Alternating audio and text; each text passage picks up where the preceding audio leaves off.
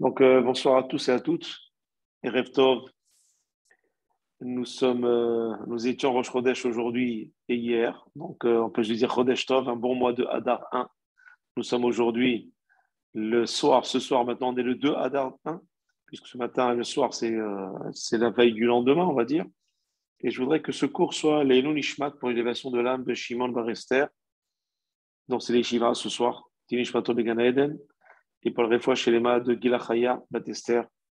On se trouve dans un état difficile. Et pour tous les malades du peuple d'Israël, de la foi chez les malades du monde entier, Amen et Amen. Je voudrais, avec votre permission ce soir, le thème c'est 2 mois d'Adar, double joie. Donc ce soir, ce sera que de la joie, que du bonheur. C'est que des belles choses. On n'aura que de l'espoir. Ce soir, ça sera positif. Pourquoi? Parce que Akadosh Baruch Hu ne veut pas que l'homme tombe dans la déprime. Hachem ne veut pas que l'homme tombe dans la dépression, dans la tristesse, dans le désespoir. L'homme, il ne peut réussir à avancer qu'à travers ce qu'on appelle l'espoir d'arriver à un objectif. Donc, ça veut dire à la joie en général. Être toujours joyeux, être toujours dans ce qu'on appelle dans la positivation des événements, être toujours positif. La preuve, c'est que même lorsqu'une personne est en deuil, il y a un cycle de deuil et ensuite, on n'a pas le droit de rester en deuil. La preuve, c'est qu'on sort du deuil, on nous fait sortir du deuil. Lorsqu'une des familles sont en deuil, par exemple, pour les 7 jours, on les fait sortir du deuil, qu'ils le veuillent ou non, par des prières, par des filotes, par le lavage des mains, par une ashkava spéciale.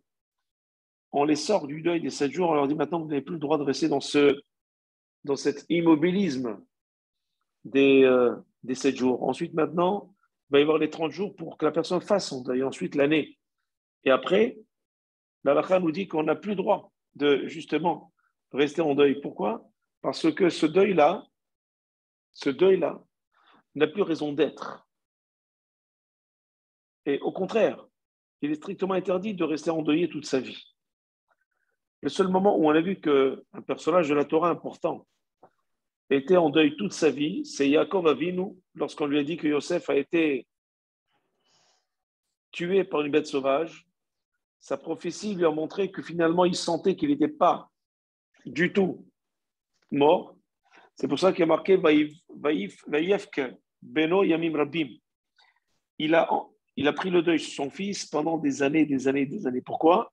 Ce n'était pas un deuil parce qu'il était décédé, le deuil de voir finalement qu'il avait disparu et qu'il le retrouverait un jour. Donc, ce n'était pas un deuil véritable, mais une tristesse de l'absence de son fils bien-aimé qui a disparu et qu'il allait revoir. Ça veut dire que finalement, la joie est tellement intense qu'elle repousse totalement tous les moments difficiles. Difficile soit-il, la joie repousse et dégage ces moments-là pour que la joie puisse s'installer dans la vie d'un homme. C'est pour cela qu'aujourd'hui, chers amis, lorsqu'une personne, qu'est-ce qu'on fait aujourd'hui en ce moment, en 2022? On essaye d'apporter la joie dans le cœur des uns et des autres. Les psychologues travaillent d'arrache-pied parce qu'on est dans un moment où on s'isole, où on ne sait plus où on va, etc., difficile. Donc les personnes ont tendance à se renfermer, ont tendance à se méfier les uns des autres et automatiquement créer des distances. Et ces distances tombent la personne dans la solitude et la solitude provoque ce qu'on appelle ce désespoir, cette dépression et le fait d'être dépressif. Voilà pourquoi ces 2 mois d'Adar qui arrivent, qui sont là maintenant, qui sont installés à partir d'aujourd'hui, et ce jusqu'à encore 2 mois, ça va trouver leur apothéose dans la fête de Purim, doivent être pour nous l'occasion de pouvoir installer et de s'habituer et de réfléchir cette joie, comment on doit l'intégrer dans notre vie, comment on doit faire en sorte de la garder, de la protéger, de la conserver, afin qu'elle puisse nous accompagner, non pas simplement durant les 2 mois d'Adar, puisque c'est une année bissextile cette année, mais durant toute notre vie. Maintenant, avant de commencer, ça c'est une petite introduction. Pour pouvoir maintenant développer, je vais commencer par expliquer un peu qu'est-ce que ça veut dire d'abord cette année bissextile, cette année embolismique. Ces 2 mois d'Adar arrivent une fois tous les 2 ou 3 ans. Le mois d'Adar, il double de taille complètement. Et comme je l'ai dit dans ma capsule de vidéo hier, pourquoi nos sages ont choisi le mois d'Adar et non pas un autre mois pour le dédoubler? Tout simplement parce que ce mois d'Adar est un mois de joie. Et comme la joie est une mitzvah de la Torah, comme il est marqué dans Tehilim, Ivdu et Hashem besimcha. On doit servir Hashem avec joie. Comme il est marqué dans la Torah, Vesamarta behagira vaitar sameach. Tu devras te réjouir durant toutes les fêtes qu'Hachem t'a données dans le calendrier, afin que cette réjouissance veïta devienne une joie permanente. Voilà pourquoi nos sages ont dédoublé le mois qui représente la joie, puisqu'il est marqué. Puisqu'il est marqué. La première mitzvah qui apparaît durant le mois d'Adar dans Shulchan Aruch, c'est Meshe Nichnas Adar Marbim Besimcha. Lorsque le mois d'Adar arrive, on ne doit pas être joyeux, mais on doit augmenter sa joie. Pourquoi augmenter sa joie? Je l'ai dit hier, parce que la joie, elle est déjà là, elle doit être là, elle doit être présente, elle ne doit pas nous quitter, elle doit être présente en permanence du premier jour de notre vie jusqu'au dernier jour de notre vie. C'est en permanence. Donc la mitzvah, c'est de ne pas d'être joyeux, mais la mitzvah, c'est d'augmenter une joie présente, existante déjà. Et c'est là toute la nuance de cette halakha. Mishenichnas Adar, lorsque le mois d'Adar arrive, marbin besimcha.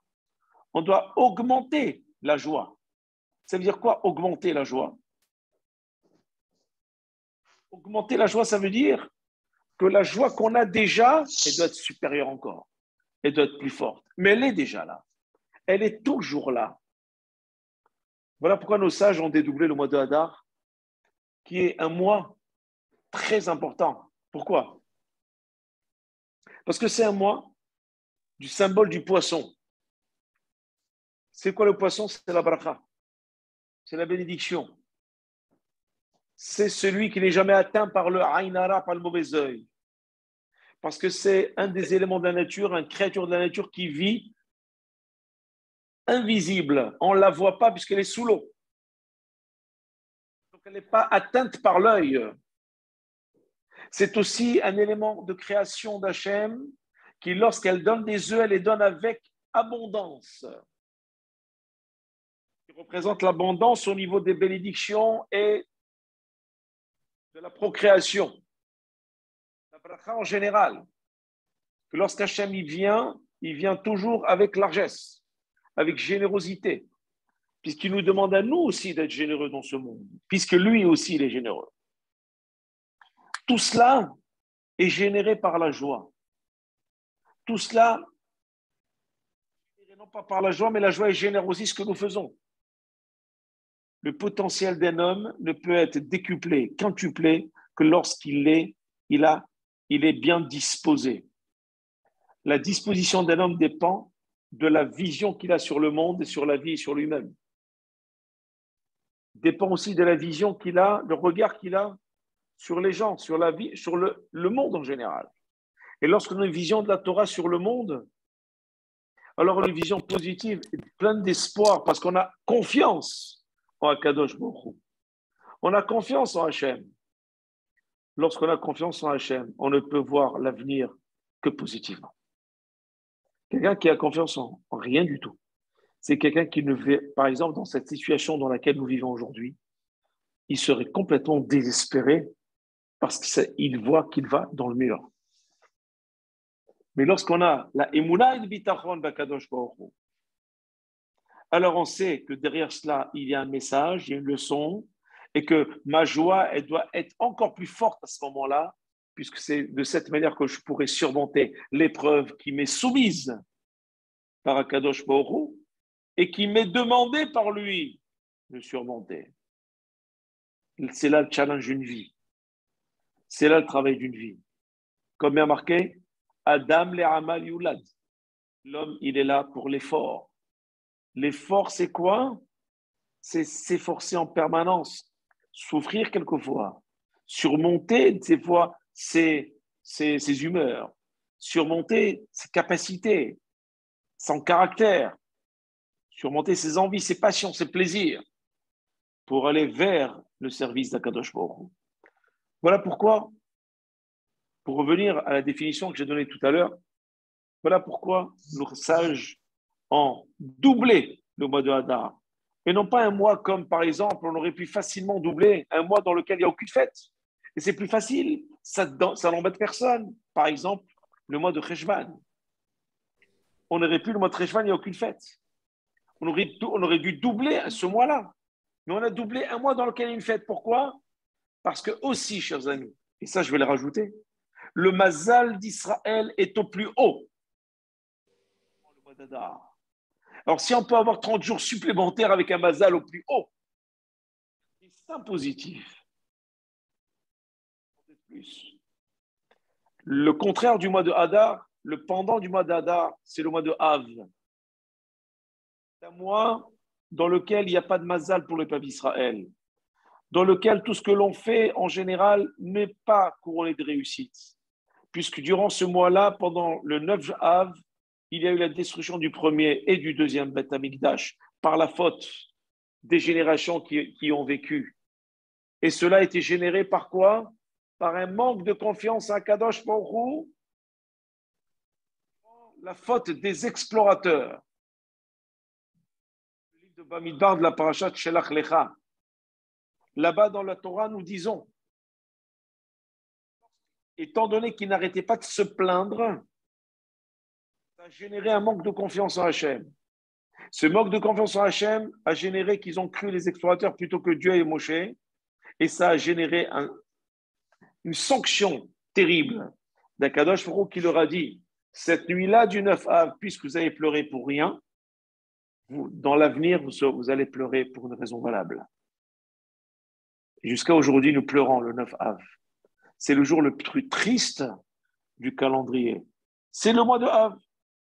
D'ailleurs, qu'est-ce que nous disons dans Shulchan Aruch? Le contraire du mois d'Adar. Le mois d'Adar, on dit Mishinichnas Adar Marbim Besimcha. Lorsque le mois d'Adar arrive, on augmente sa joie. Pour le mois de Av, il y a marqué dans le même Shulchan Aruch Mishinichnas Av Mema'atin Besimcha. Lorsque le mois de Av arrive, nous réduisons notre joie. Voilà pourquoi, chers amis, réduisons, nous avons pas dit on n'est pas joyeux. Il y a marqué on réduit. C'est-à-dire qu'on reste toujours joyeux, mais on réduit un petit peu. Voilà, ça veut dire quoi? Ça veut dire que finalement, toutes ces fêtes-là, tout ce mois-là de Hadar, nous disons très souvent, nous avons tendance à dire, mais ce mois de Hadar, de toute manière, il sert à quoi? C'est 30 jours de plus, c'est tout. Mais la fête de Purim, c'est véritablement durant le Hadar 2. Ce n'est pas Hadar 1. Purim tombe le 14 Hadar 2. Le mois d'Hadar, les 30 jours, c'est simplement venu là pour régler un calendrier lunaire semi-solaire. Ce matin, dans un cours, pour essayer de garder nos fêtes durant leur saison.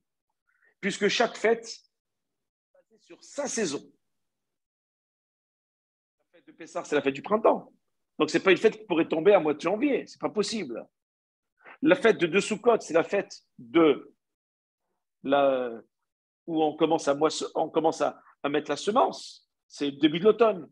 Et la fête de Shavuot, c'est la fête de Katsir, de la moisson. C'est la fin du printemps, début d'été. Donc, dans la Torah déjà, les fêtes sont spécifiées par le nom des saisons. Chag Aviv, Chag Katsir et Chag Asif. Sur les saisons. S'il n'y a pas un réglage au niveau de ces mois-là, alors on tomberait comme le calendrier musulman, où le ramadan tombe pendant 12 ans, à 12 ans à chaque année dans un mois différent, de janvier à décembre. Parce que c'est un calendrier solaire semi-lunaire. Donc pour attraper cela, nos sages ont institué qui est ce 13e mois. Pour régler, récupérer tout ce retard et revenir aux saisons pour les 3 fêtes de pèlerinage et aussi, bien entendu, pour les autres fêtes de l'année. Voilà pourquoi, chers amis, ce mois-là est important. Ces 30 jours, ce n'est pas 30 jours pour rien, comme je dis. Attention. Ce n'est pas parce qu'on rajoute 30 jours pour régler certaines choses. Les gens vont dire c'est purement technique. Pas du tout. Akadosh Baruch Hu nous donne, par le biais de nos sages qui, par prophétisation, mettent des halachot. Très souvent, on me dit oui, mais ça, ce sont des halachot que Moshe a donné sur le mont Sinaï, ça vient de Dieu. Le reste, c'est des hommes. Qui parlent comme ça, ils blasphèment la Torah. Ce sont des hommes qui étaient pétris de prophétisation. L'Esprit divin qui aura porté des commentaires à la Torah. Sans cela, on n'aurait pu rien comprendre. Ils nous ont offert ce 13e mois dans la joie. Pourquoi? Afin d'augmenter notre confiance en Akadosh Baruch Hu, afin d'augmenter notre potentiel pour Torah mitzvot comme il se doit, afin d'installer cette joie un peu plus dans un monde de tristesse, de déprime, de dépression. Aujourd'hui, plus que jamais, où on n'a pas confiance en l'avenir, où plus on avance, on se dit le pouvoir d'achat il est en train de baisser, comment on va faire, qu'est-ce qu'on fait? Tout augmente. C'est l'actualité de ce soir, de demain, d'après-demain. Que fait-on? Nous, on ne s'inquiète pas. Le Ham Israël ne s'inquiète pas. Pourquoi? Parce que Kadosh Baruch Hu, c'est lui qui donne la parnassa. C'est lui qui donne la subsistance. Nous faisons que participer à l'effort en travaillant. Mais la bracha, elle vient d'Hachem. La bracha, elle vient de lui. Partant de ce concept, cette réflexion peut être triste pour l'avenir. Mais par contre, on doit s'inquiéter et non pas être triste pour notre avenir au niveau spirituel. Qu'est-ce qu'on devient? Est-ce qu'on a chuté? Est-ce qu'on évolue dans Torah mitzvot? Est-ce que véritablement on avance? On régresse? Où sommes-nous?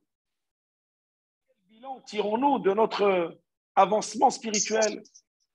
Cela, c'est une inquiétude positive qui permet à l'homme un petit peu de se recadrer et de recadrer sa vie. Et ces mois-là, de joie, qui nous permettent de revenir un petit peu, qui nous permettent aussi de réfléchir avec beaucoup d'optimisme. Avec beaucoup, je dis bien avec beaucoup d'optimisme. Éteignez, s'il vous plaît, vos micros, s'il vous plaît. On vous entend parler. Éteignez vos micros, s'il vous plaît. Merci. Donc, tout cela, pourquoi? Parce que cette joie-là va nous permettre de rentrer un peu à l'intérieur de nous-mêmes, de notre neshama. Un homme qui est en déprime, qui est triste, automatiquement, qu'est-ce qu'il fait? Il ne se pose pas de questions sur lui. Il va toujours essayer de se plaindre en mettant la faute sur l'autre. C'est plus facile. C'est la psychologie de base. Qui peut se poser les bonnes questions? C'est celui qui est lucide. C'est celui qui est en possession de tous ses moyens. Et c'est celui qui est assez intelligent pour se dire « je vais me remettre en question ». Reconnaître mes torts, reconnaître ma faute, reconnaître un peu que je n'avance pas assez. Et ça, durant le mois d'Adar, pour lequel il y a eu un miracle extraordinaire avec Mordechai et Esther. Cette histoire de la Megillah, on en parlera le mois prochain, lorsqu'on arrivera à Purim, on fera une conférence là-dessus. On parlera en détail, mais là, j'en parle. Je dis 2 mots là-dessus. Pourquoi ce mois d'Adar est propice à la Teshuvah? Purim, c'est l'inverse de Kippour. Kippour, on l'appelle aussi Kippourim. On l'appelle Yom Kippourim, on l'appelle aussi Yom Kippour. Ça veut dire quoi, Kippourim? Enlevé dans 2 syllabes, Kippourim. Ça veut dire que Kippour ressemble à Purim. Qui? Ça veut dire c'est comme. Ça veut dire que finalement, Purim est plus important que Kippour. On en parlera plus tard en détail. Simplement, je vous mets sur une piste de réflexion. Ça veut dire quoi que Kippour ressemble à Purim? Et ce serait le contraire plutôt. Kippour, c'est le sommet. Non. Purim est plus important. Pourquoi? Purim est plus important, pourquoi? Parce que là, ils ont reçu la Torah, hein, comme c'est marqué à la fin de la Megillah, ils ont reçu la Teshuvah avec joie. Ils ont fait Teshuvah avec joie. Parce qu'il y avait de la joie. Parce qu'il y avait de la simha. Parce qu'ils se sont posés les bonnes questions, parce qu'ils étaient joyeux de pouvoir se revenir vers leurs valeurs. Parce que enfin, ils ont compris cette joie de se dire, enfin, je connais mes problèmes. Maintenant, je vais pouvoir y remédier. Quelle joie, j'ai trouvé le problème. Et non pas réfléchir à l'envers en disant, j'ai trouvé mon problème, donc je vais tomber en dépression. C'est parce que tu as trouvé ton problème. Tu peux être joyeux parce que maintenant, tu peux régler le problème parce que tu l'as diagnostiqué. Tu l'as repéré. C'est marqué à la fin de la Megillah d'Esther. Israël, ils ont appliqué et ils ont reçu. On pose la question, mais la Megillah, il parle de quoi? Ils ont reçu quoi? Il n'y a pas marqué dans la Megillah ce qu'ils ont reçu. C'est flou. Nos commentateurs expliquent. Ils ont accompli ce qu'ils ont reçu déjà. On dit, mais où ils ont reçu? Sur le mont Sinaï. Maintenant, ils ont reçu la Torah avec joie. Maintenant, ils ont fait tchouva avec joie. C'est-à-dire que lorsqu'on fait les choses avec joie, ça prend une dimension qui est plus importante que celle de Kippour. Ou à Kippour, qu'est-ce qu'on fait? On vient demander pardon avec beaucoup d'appréhension. C'est trouver où est le problème. Où se trouve le problème? Mais on demande pardon parce que c'est le calendrier. Si le lendemain on a réglé le problème ou pas, on ne le sait pas. Alors que là, au contraire. Là, au contraire. S'il vous plaît, éteignez vos micros, s'il vous plaît. Éteignez les micros. Merci. Alors que là, on sait véritablement où se trouve le problème. Et avec cette joie qu'on a d'avoir trouvé le problème, on peut devenir meilleur et on change. Et on est un homme ou une femme. On est un homme nouveau. Quelle joie de pouvoir voir que nous avançons. Quelle joie de voir que nous réussissons. Parce que l'échec appelle l'échec. La réussite appelle la réussite. La joie appelle la joie. La tristesse appelle la tristesse. Le désespoir appelle le désespoir. La déprime appelle la dépression. Voilà pourquoi Kadosh Baruch Hu, qui nous aime, il nous demande, il doit être Hashem Bessimcha. Vous devez comprendre que même la joie a un statut d'ordre. Alors que l'homme, il n'a pas besoin d'ordre pour être joyeux. C'est son intérêt d'être joyeux. Mais pourquoi c'est un ordre? Parce que je veux que tu le fasses comme une mitzvah, de peur qu'un jour ou l'autre, tu te laisses aller. Alors comme c'est une mitzvah, tu vas être obligé d'être joyeux. Soit c'est grâce à ça que tu pourras tenir dans ce monde. C'est grâce à ça que tu ne vas pas tomber dans le désespoir. Tu ne vas pas tomber dans le manque de confiance en Hachem. Quelqu'un qui se plaint tout le temps, c'est quelqu'un qui manque de confiance en Kadosh Baruch Hu. Voilà pourquoi, chers amis, dans ce mois-là, de mois de joie, c'est le seul mois qui peut passer de 30 à 60 jours. Pourquoi? Parce que le mois d'Adar est le mois de la transformation joyeuse, comme je viens de vous le dire. La transformation joyeuse. L'homme, il se transforme dans la joie. Alors qu'à Kippour, l'homme, il se transforme dans l'austérité. Dans la peur d'un jugement difficile.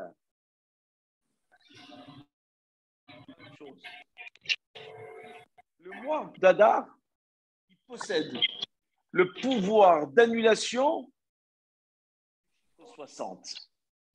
C'est quoi le chiffre 60, chers amis? Le 60, je vais vous faire un petit développement sur le chiffre 60.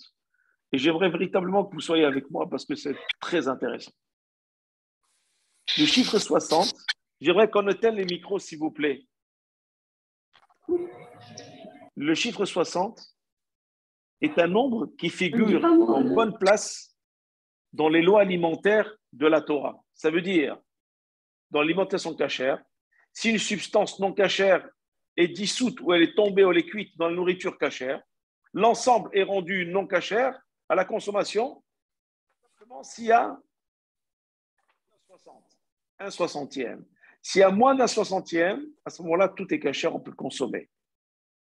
D'accord? Non seulement la substance impure, elle est neutralisée, mais elle devient même partie intégrante de l'ensemble. Ça veut dire que l'impureté qui se trouve, si c'est à un soixantième de non cachère dans 59 sur 60 de cachère, Le 1/60 qui est non cachère, il devient cachère à l'intérieur. Je ne vais pas rentrer dans les détails, c'est technique. D'accord? Je prends un exemple. Il y a 60 kilos de viande qui est en train de cuire cachère. Il y a quelques grammes de viande non cachère qui tombent dans les 60 kilos dans la cuisson. Quelques grammes de viande non cachère, tout est cachère quand même. Pourquoi? Parce que la substance est infime. Maintenant, qu'est-ce qu'on apprend de là? Que même une substance impure s'est transformée dans la pureté. Donc le chiffre 60, qu'est-ce qu'il représente, chers amis? Il représente que même quelquefois, une mauvaise action que nous faisons, si on arrive à transformer dans la joie notre comportement, même l'impureté qui est en nous, on peut la rendre pure. Extraordinaire. Donc ça veut dire quoi? Ça veut dire tout simplement que le chiffre 60 que nous voyons là est un chiffre qui vient nous montrer que de la même manière que la nourriture devient cachère malgré tout, l'homme aussi, malgré ses défauts.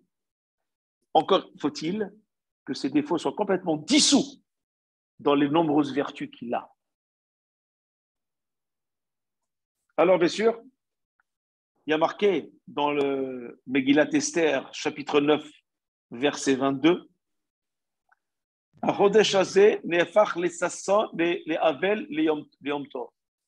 il dit le mois de Hadar s'est transformé de la douleur à la joie. C'est pour ça que la phrase que je vous ai dit tout à l'heure, lorsque le mois d'Adar arrive, on augmente sa joie. C'est un passage d'ailleurs qui est marqué dans Shahaour, mais qui est tiré du Talmud, dans le Talmud Ta'anit. Ta'anit. 26, folio B, c'est marqué là-bas, que même la plus grande douleur peut devenir une grande guérison, la plus grande tristesse peut devenir une grande joie, et une agonie peut devenir une guérison totale. On peut totalement changer les choses. Totalement. Comment? Avec la joie. La joie qui donne des forces à l'homme de voir la vie en rose, toujours voir la vie positivement, voir toujours le verre à moitié plein plutôt qu'à moitié vide, et de cette manière remercier Hachem tous les jours. Ça change la vision de l'homme. Ça change sa vie complètement. Parce que ça fait boule de neige sur le reste. C'est 2 mois de joie. C'est une aubaine pour nous. C'est du pain béni. C'est extraordinaire. Et d'ailleurs,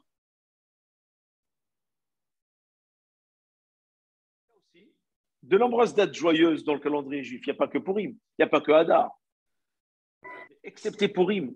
Excepté Purim. Aucune d'entre elles n'affecte le mois tout entier. Aucune autre fête amène le mois entier à être gai et bon augure. Le seul mois où il y a un jour de fête et il nous est ordonné d'être joyeux tout le mois, c'est le mois d'Adar. Alors que les autres fêtes, par exemple Hanouka, il faut être joyeux que les 8 jours de Hanouka, pas tout le mois. Bien sûr, il faut être joyeux toute l'année. Il n'y a pas d'ordre comme Hadar. Kislev, Marvim et Simcha. Lorsque le mois de Kislev arrive, il faut augmenter sa joie. Non. Il y a marqué à Hanouka, il faut être joyeux. On fait le Hallel, on fait le Moussaf, le Hallel, on fait Sefer Torah, etc. On est joyeux, mais ce n'est pas tout le mois. Ce n'est pas un ordre, ce n'est pas une mitzvah. Alors que le mois d'Adar, un jour de fête, et il nous est ordonné dans la Gemara et dans Shraour d'être joyeux tout le mois. Comment se fait-il? C'est une question. Quel est le lien intrinsèque donc entre Purim et le mois entier d'Adar? Et cette année encore plus, la chance, les 2 mois d'Adar. C'est que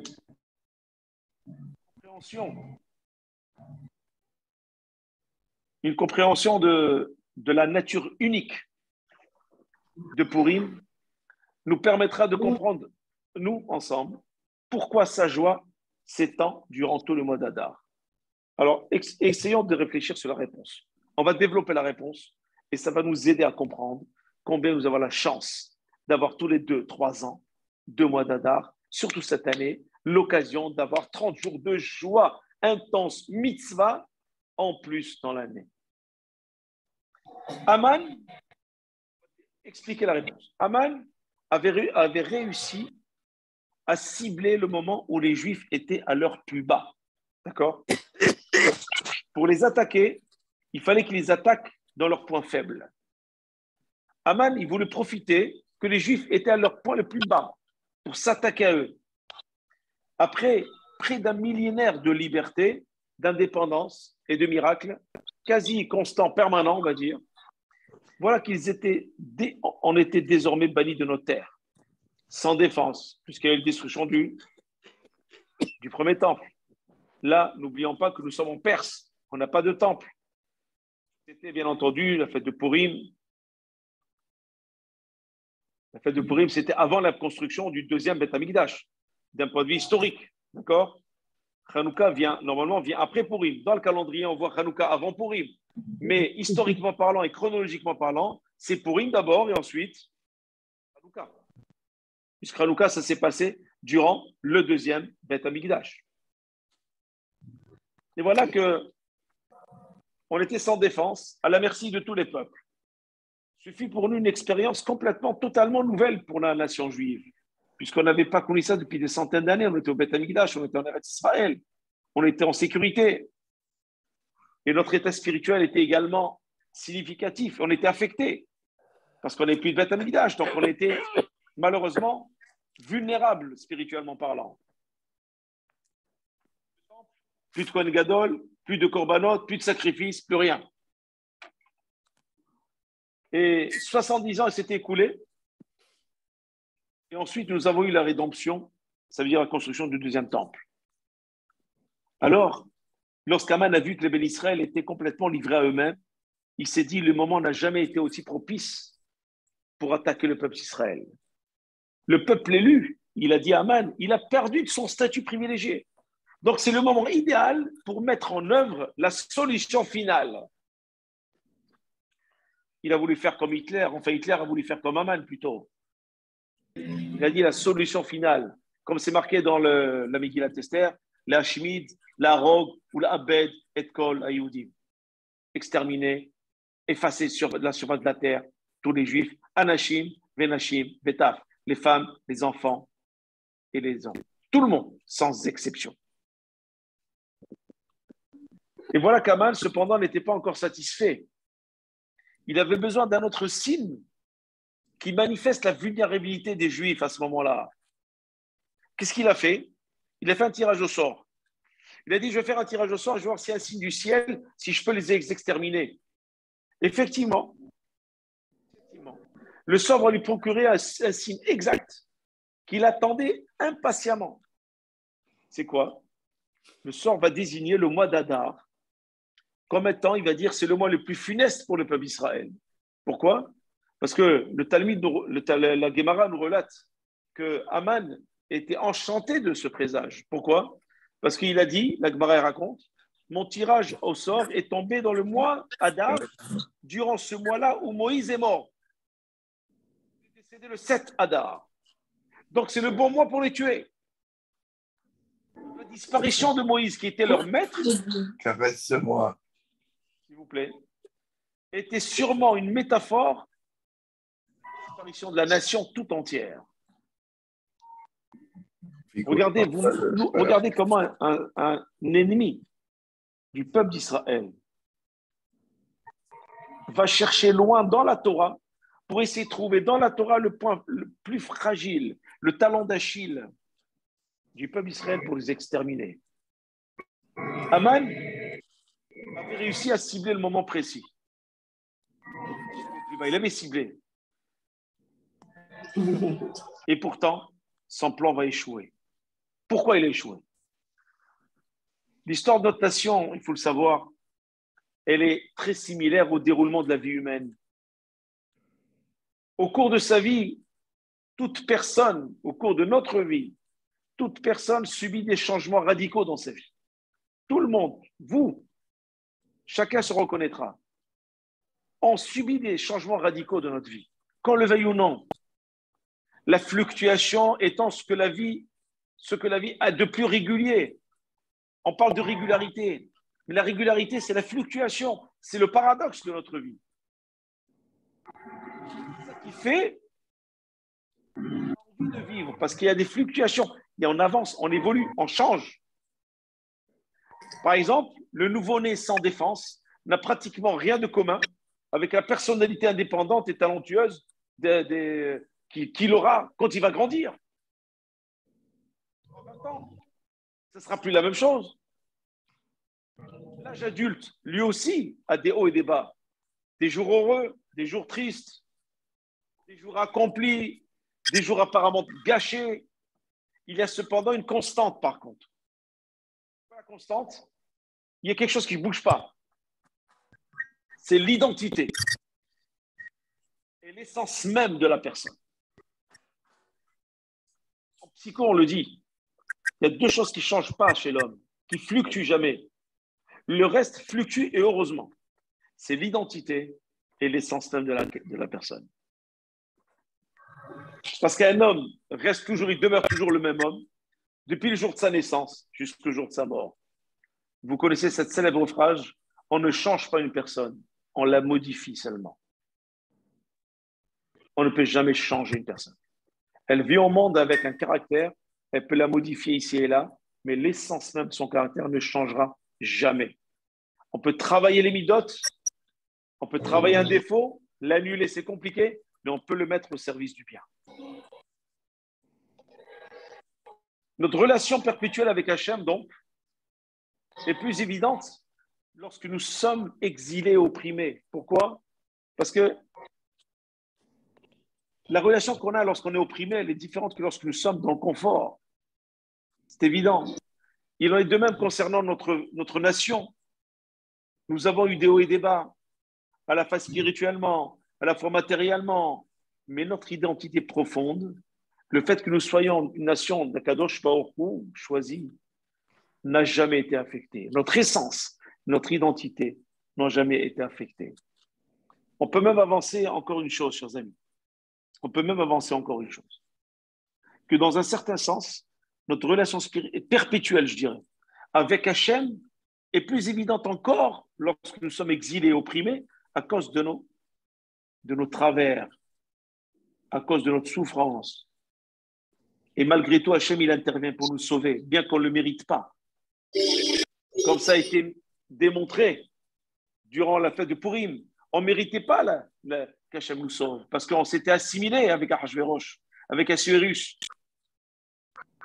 On ne va pas rentrer dans les détails, on en parlera le mois prochain. Mais Hachem nous a quand même sauvés malgré tout. Pourquoi? Parce qu'on a été capable de garder quand même notre identité et notre essence. Et quel que soit notre état apparent, cette fluctuation qu'on a, c'est celle-là que l'identité est là. Un homme fera des tas de problèmes, il va s'éloigner de la Torah, il fera tous les problèmes de la Torah. Il va faire beaucoup d'histoires, mais au fond, il sait qu'il est juif. Au fond, il sait qu'il a une identité. Il reviendra un jour. Ça, il ne peut pas l'enlever, il peut pas Même quelqu'un de athée qui est juif, dès qu'on commence à parler de son judaïsme, même s'il n'y croit pas, il va le défendre. Pourquoi? Parce qu'il se sent garant avec son peuple des fluctuations contre son peuple. Et pourtant, il n'y croit pas. Au fond, son essence, son identité persiste et existe, qu'il le veuille ou non. Cela, toutes les autres fêtes, chers amis, je vais y arriver à cette joie. Ce développement est assez long. Toutes les autres fêtes célèbrent les hauts de notre nation. On célèbre, on a été, etc. Et en conséquence, leur joie elle est limitée. Pourquoi? Parce qu'on célèbre les hauts de notre nation. Lorsque notre nation est arrivée au paroxysme, sortie d'Égypte, lorsqu'il y a eu Hanouka, etc. Mais Purim célèbre un moment où nous étions à un point bas de notre histoire. Mais notre relation avec Dieu est demeurée intacte. La joie, donc, la joie du mois d'Adar. Je reviens à notre conférence. La joie du mois d'Adar est donc plus grande que celle de toutes les autres fêtes. Pourquoi? Parce qu'elle exprime, chers amis, et ça c'est important, c'est à noter, car elle exprime la nature essentielle de notre relation avec Hachem. Parce que celle-ci, d'ailleurs, pourquoi? Parce qu'elle est constante. Quelles que soient les fluctuations, elle est constante. Donc le mois d'Adar, il doit être joyeux, il doit être heureux. Il doit s'exprimer tout le mois dans la joie. Et cette année, double mois de joie. Pour montrer que même si on est au plus bas, nous avons cet espoir et cette joie de dire Hachem ne nous abandonne jamais. Et c'est pour cela que le mois d'Adar, le mois que Haman considérait comme le plus défavorable pour les Juifs, il le pensait, hein. C'est ce qu'il pensait. Et le mois le plus joyeux de l'année. Aujourd'hui. D'ailleurs, une petite anecdote, un petit enseignement. La Gemara nous dit, lorsque Mashiach viendra, toutes les fêtes instituées par nos sages disparaîtront du calendrier, sauf, c'est-à-dire on n'aura plus de Tisha B'Av, il n'y aura plus les jeunes 17 Tammuz, le 10 Tevet, Gedalia, toutes les fêtes de la Torah resteront bien entendu parce que c'est de la Torah, mais toutes les fêtes et les jeûnes institués par nos sages disparaîtront, sauf Purim. Pourquoi? Pourquoi sauf Purim? Pourquoi on dit pas Hanouka 8 jours? Non, Purim 1 jour, sauf Purim. Pour les raisons que je viens de vous expliquer à l'instant. Et c'est pour cela que ce mois-là est le mois le plus joyeux de l'année. Le mois où nous gardons à l'esprit qu'aucun mauvais augure ne saurait avoir une quelconque incidence sur notre relation avec Hachem. Personne ne pourra et ne pourra se mettre en travers de notre relation avec Akadosh Baruch Hu. C'est pour ça, chers amis, que ce mois-là, quand je vous dis le mois d'Adar, c'est double mois de joie, c'est véritablement non pas un slogan, mais je ne parle pas du joie frivole, je ne parle pas du joie éphémère, du joie de se dire qu'il y a une constance qui reste, c'est ma relation avec Hachem. Quelles que soient les situations, je reste avec Hachem.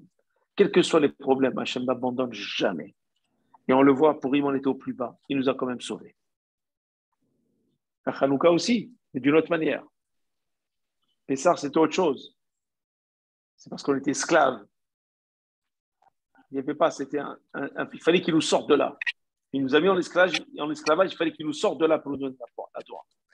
Les autres fêtes, c'est des fêtes de joie, mais qui témoignent d'une protection divine. Sukkot, c'est protection par les nuées. Shavuot, c'est le don de la Torah. Et Purim, c'est combien tu as été très bas et malgré tout, Hachem t'a protégé. Malgré tout, Hachem t'a sorti de là. Mais d'une manière terrible. Il a complètement switché à 180 degrés.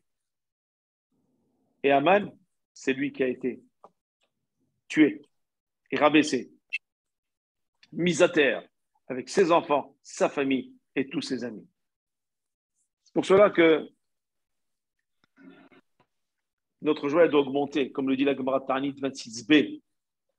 Et on sait très bien que tous les enfants qui chantent cette chanson, parce que c'est devenu une chanson, Mishenichnas Adar Marbim Besibra, c'est devenu une grande chanson, très connue dans le monde. Les enfants savent que cette phrase est synonyme de joie, mais nous ne savons pas vraiment comment apporter plus de joie dans nos existences. Et j'aimerais terminer les 10 dernières minutes qui me restent pour essayer de dire, on parle de joie depuis tout à l'heure, mais qu'est-ce que c'est la joie? Qu'est-ce que ça veut dire?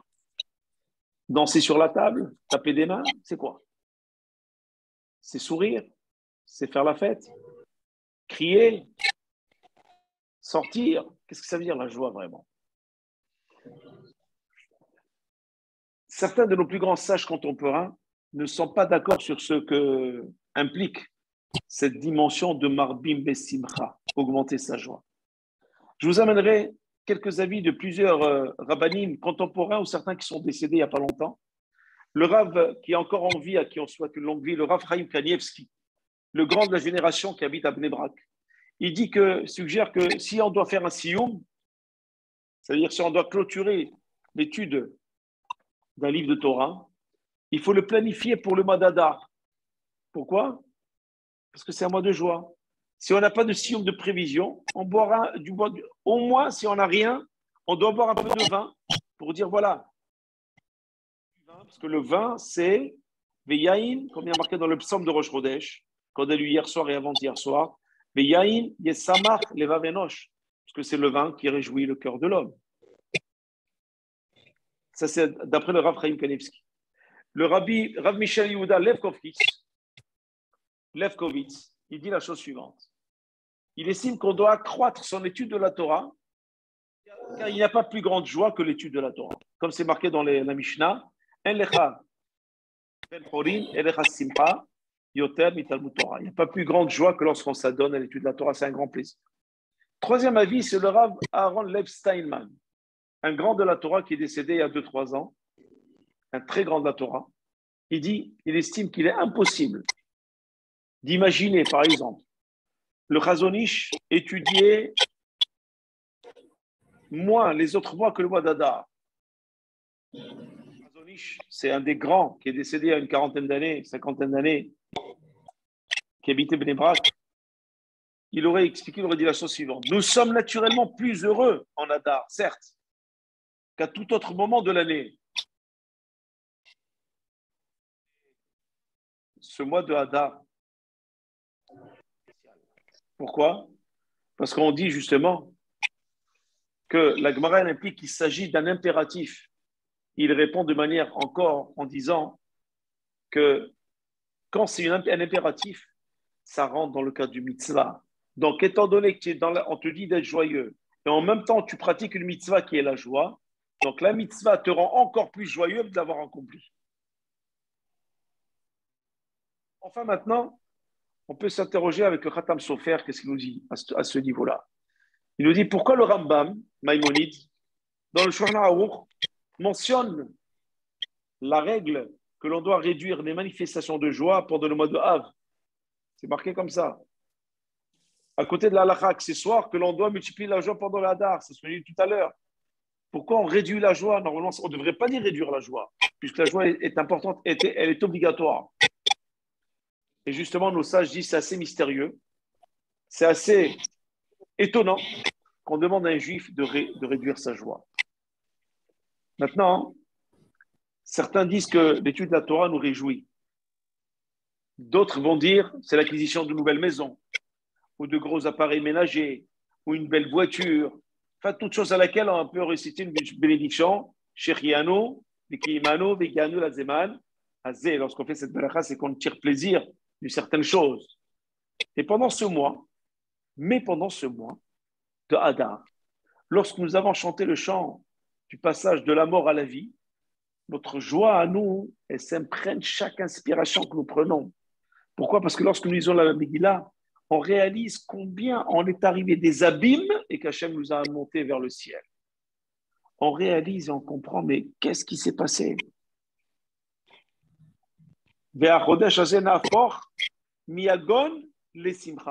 Ce mois qui s'est renversé de l'agonie, la plus intense. Alors, pour découvrir ce que nous devons faire pour augmenter la joie pendant le mois d'Adar, nous devons d'abord comprendre le sens même de la joie.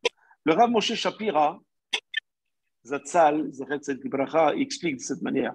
Il citait, lui, à son temps, il citait souvent les sources anciennes, expliquant le terme de mot Sameach. Sameach, ça veut dire joyeux, qui se réfère à la joie, étroitement, qui dit Sameach. C'est quoi Sameach? Il y a Sameach et Tsameach. Sameach, c'est avec un shin, Tsameach, c'est avec un tzadik. C'est quoi Sameach? C'est joyeux. Tsameach, c'est la croissance. Sachant que les lettres shin, sin et tzadé sont interchangeables, on le sait. Et il explique comment. Il dit que la racine hébraïque du terme etzev, c'est la tristesse. Etzev, c'est la tristesse. La tristesse empêche la croissance. Ça signifie également le découragement, la dépression, etc. Cette observation, elle est valable aussi pour dire, pour la mesure de Amma. C'est quoi Amma? Amma, c'est des mesures de l'époque. C'est quoi les mesures? C'est du coude vers le poignet. 50 cm. Certains disent, il y a marloquet dans la Gemara si c'est 48 ou 50 cm. Amma. Avant, on ne disait pas 2-3 mètres, on disait 3 amot, 4 amot pour mesurer. Suivante, il dit, cette observation, elle est valable également pour la mesure d'une amma. S'exprimer sous deux formes. Les amot sorachot, les amot atzavot. C'est quoi ça? C'est-à-dire, sorachot, ça veut dire les amot qui sont larges, contrairement aux amot atzavot qui sont étroites et minuscules. Ça veut dire quoi? C'est-à-dire que finalement, ces termes-là correspondent bien au sens de shok, qui signifie la joie, sehok, ça veut dire la joie, sehok, ça veut dire aussi le rire, et atzavot, qui exprime le mécontentement. Donc je reviens et je dis la chose suivante, que sameach et tsameach, s'il n'y a pas de joie, il n'y a pas de croissance. Et la racine, c'est atsa. C'est atsa, ça vient du mot atsouv. Atsouv, c'est la tristesse. La tristesse, avec tristesse, il n'y a pas de croissance. C'est-à-dire que finalement, lorsque je suis dans la joie, j'avance. J'ai une croissance dans tous les domaines. J'ai la bracha. Lorsque je suis dans la tristesse, à ce moment-là, je ne suis pas dans la croissance, je suis dans le mécontentement, dans les plaintes. Permanence des plaintes, des plaintes. Alors, j'aimerais terminer en disant que, hommage aux dames, que pas de femme, pas de joie. C'est une mitzvah de se marier. Il y a marqué Matzah Isha, Matzah Tov. Nos sages enseignent qu'un homme sans femme vit sans simcha, sans joie. En effet, il va pas, c'est-à-dire qu'il ne va pas pouvoir fonder un foyer et se confronter à à une vie de foyer qui va donner une croissance dans sa vie. Voilà pourquoi aussi la joie passe aussi par le fait de se marier et d'avoir une femme à la maison pour pouvoir partager avec elle et avancer avec elle, puisque l'un va faire évoluer l'autre. Alors maintenant, la croissance, c'est quoi la croissance? Puisqu'on parle de croissance. La croissance, par définition, c'est un phénomène très personnel. D'accord? Et il inclut d'ailleurs une multitude de considérations. C'est peut-être l'un des sens du verset qui dit la chose suivante. Il y a marqué dans Michelet, le cœur seul, sans l'amertume qui l'envahit. De même, ses joies, l'étranger n'y est plus rien. Ça veut dire quoi? C'est marqué dans Michelet, dans les Proverbes, chapitre 14, verset 10. C'est-à-dire que finalement, on explique en disant que quelqu'un qui veut recevoir la Torah dans la tristesse, il ne pourra pas la recevoir. Parce qu'il ne va pas pouvoir évaluer et considérer le cadeau qu'il a en main. Il ne va pas pouvoir l'apprécier.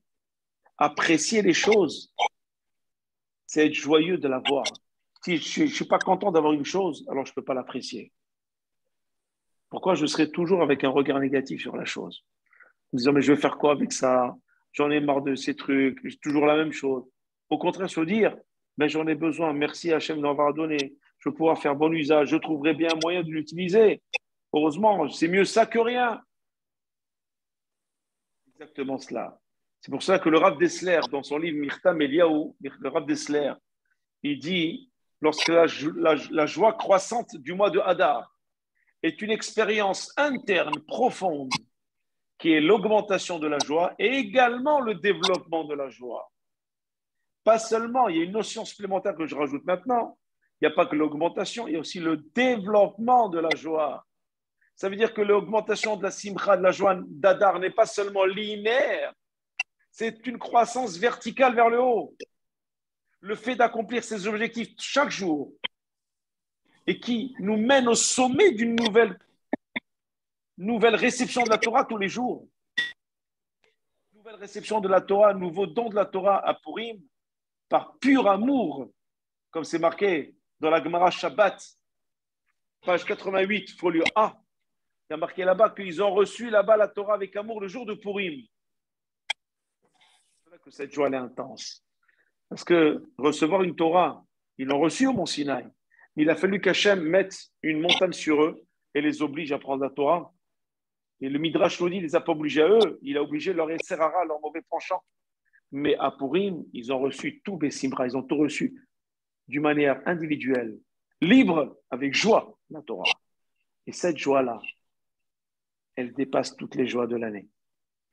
Et elle n'est pas simplement sur le jour de Purim, mais sur tout le mois d'Adar. Et cette année, la chance qu'on a, tous les 2 mois d'Adar, donc on a 60 jours. Ces 60 jours qui rendent l'impur, ils le rendent pur, qui le transforment en pureté. On peut transformer notre vie de galère en joie, d'échec en réussite, de travail en travail, de manque d'abondance en abondance, de bénédiction en bénédiction. À nous de faire en sorte d'avoir cette croyance, cette émouna, avoir foi à Kadosh Baruch Hu. Comme quoi, tout vient de lui. Et que nous devons, cette joie, nous devons la garder. C'est elle qui nous permet de dire, nous sommes joyeux d'avoir réussi, d'avoir reçu cette Torah. Nous sommes heureux de continuer à l'accomplir et fiers de pouvoir proclamer haut et fort que nous sommes tes représentants sur terre de cette Torah-là. Puisque nous avons dit sur le mont Sinaï, Naase Venishma. Nous avons accompli, nous avons accepté.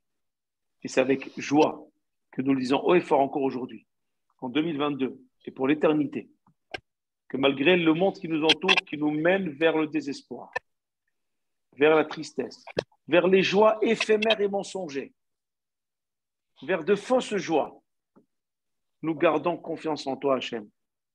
Et ces 2 mois d'Adar, nous allons les exploiter tous ensemble pour nous remplir de joie au maximum pour le reste de l'année et faire en sorte que ces joies soient constructives.